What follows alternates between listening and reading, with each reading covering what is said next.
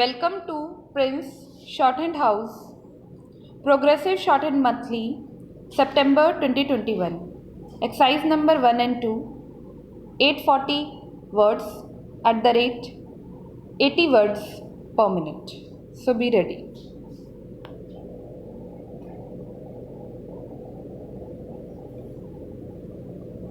Start. Our general view in regard to West Asia has been frequently stated. Our approach is not inimical to any country there. It is friendly to all countries, but inevitably our sympathies are with the Arab countries and with Arab nationalism, which represents today the urge of the people. Also, according to our general policy, as well as our views on the present situation in West Asia, we do not accept that foreign troops should be used in any territory in the area in the circumstances prevailing there. We are convinced that there can be no settlement and no return to normality till foreign troops are removed from the area. Sometimes it is stated that these countries should be treated like tender infants and be under the guardianship of bigger countries. But it is quite clear that they do not like this offer of guardianship and patronage, and in fact resent such suggestions. One has to take to some extent a historical view of the developments in West Asia. For hundreds of years, these countries in West Asia were under Turkish domination. They came out of it the end of the First World War. The Western powers decided what they liked about these countries without really caring much for the wishes of the people. Probably there was no organized way for the people to express their view. New nations were created, and the contacts of the Western powers were with the rulers of their own creation, or chiefly with the landed gentry. There were few contacts with the people. The whole period between the two world wars was one when Arab nationalism was trying to push out this foreign domination and was gradually making some progress in that direction.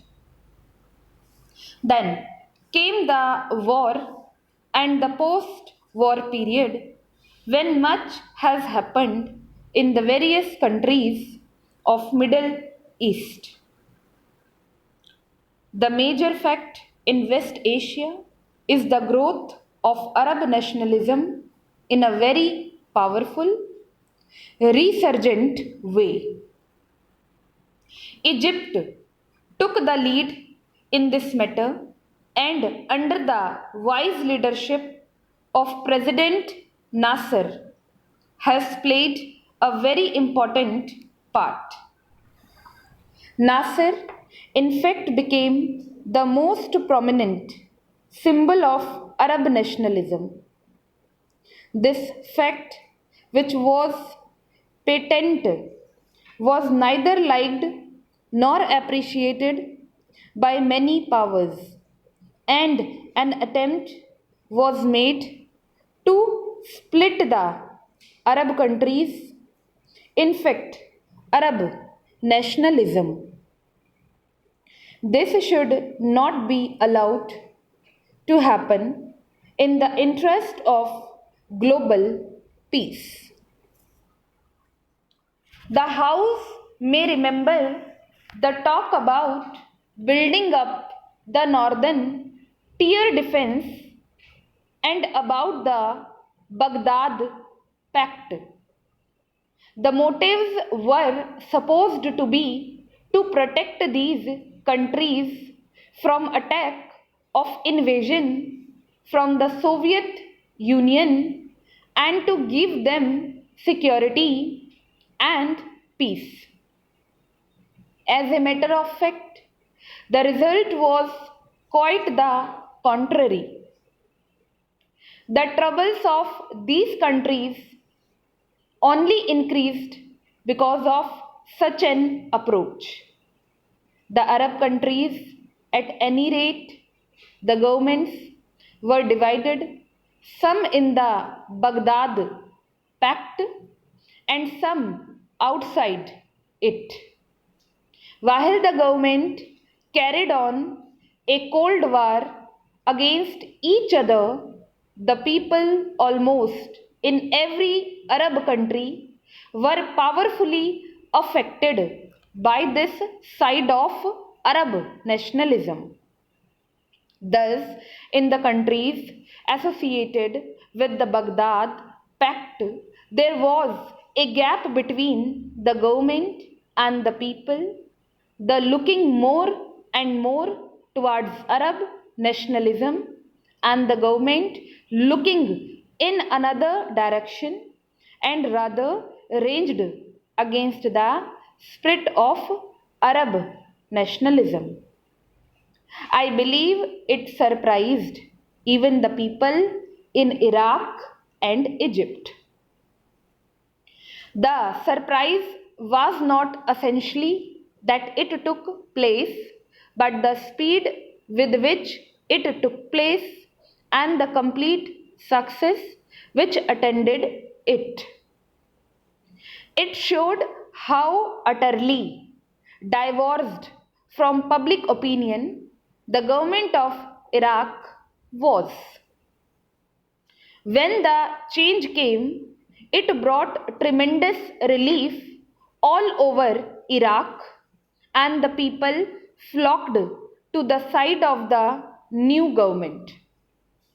So, this attempt at not recognizing the spirit of Arab nationalism, even trying to come in its way and obstructing it, really achieved the opposite effect.